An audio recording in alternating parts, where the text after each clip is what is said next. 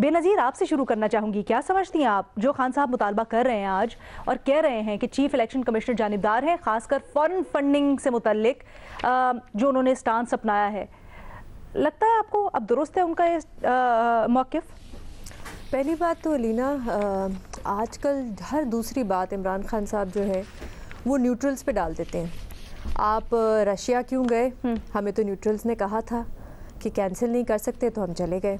आपने सिकंदर सुल्तान साहब को क्यों चीफ इलेक्शन कमिश्नर लगाया? हमें तो न्यूट्रल्स ने कहा था और गारंटी दी थी। राना सनाउल्लाह साहब पे किसने केस बनाया? हमने तो नहीं बनाया, किसी और ने बनाया। तो इन बातों से तो अलीना ऐसा लगता है कि जो लोग कहते थे कि इमरान खान साहब की जो हुकूमत है वो एक कठपुतली हुकूमत है और उसके पीछे इस्टेब्लिशमेंट है जो चला रही है हुकूमत को, इससे तो लगता है कि वाकई में फिर इसमें कोई सच्चाई थी।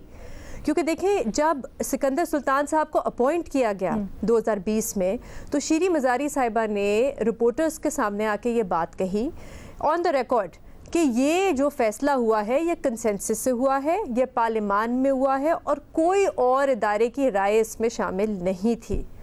अब इमरान खान साहब कह रहे हैं कि हमें न्यूट्रल्स ने कहा था और न्यूट्रल्स के कहने पे हमने सिकंदर सुल्तान साहब का नाम दिया और उन्होंने गारंटी दी तो हमने अपॉइंट कर दिया। अच्छा, जो इन्होंने आज रेफरेंस जमा कराया है और जो अब वापस ले लिया है, उसमें भी यही लिखा है कि कंसेंसस से पार्लियामेंट में बैठ के पार्लियामेंट्री कमेटी में ये फैसला हुआ, लेकिन उसमें ये नहीं लिखा हुआ कहीं पे कि न्यूट्रल्स के कहने पे सिकंदर सुल्तान साहब को अपॉइंट किया गया।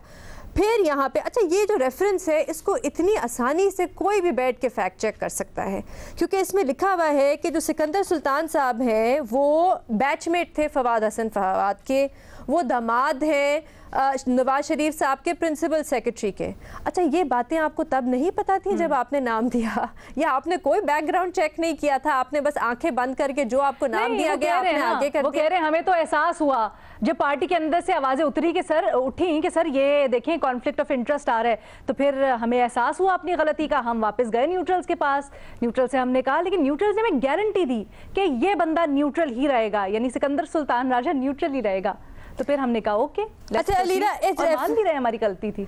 हाँ, वो लेकिन आजकल मानते हैं ना, आजकल बहुत सी गलतियां जो हैं वो आप मानते हैं और फिर न्यूट्रल्स पे डाल देते हैं। अच्छा, इसमें एक और चीज़ है जो बड़े मज़े की है, इसमें रेफरेंस में लिखा हुआ है कि पीडीएम के मेंबरान जो है वो चीफ इलेक्शन कमिश्नर से जाके मिले पिछले महीने, और एक ऐसे केस पे बात हुई जो आपका ये फॉरेन फंडिंग का केस है कि जो एक ऑन गोइंग केस था और इस पे बात नहीं होनी चाहिए थी। अच्छा, लेकिन इस रेफरेंस में ये नहीं लिखा हुआ कि शाह महमूद कुरैशी साहब 12 मई को जाके चीफ इलेक्शन कमिश्नर से मिले और उसके बाद उन्होंने प्रेस कॉन्फ्रेंस में खुद कहा कि 2 ऐसे केसेस थे इलेक्शन कमीशन के सामने जिसमें मैंने जाके उनसे बात की। तो ये आपने जिक्र नहीं किया, वो ठीक था, ये गलत है।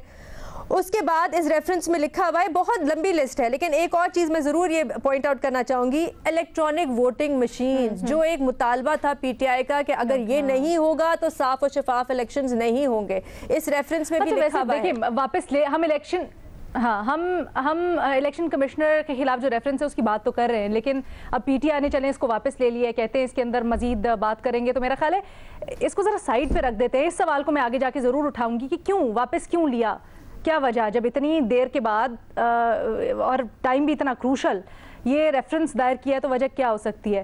लेकिन ये जो आप कह रही हैं ना कि आपको नहीं लगता कि खान साहब आज जो खिलाफ हो गए हैं वो दुरुस्त बात है।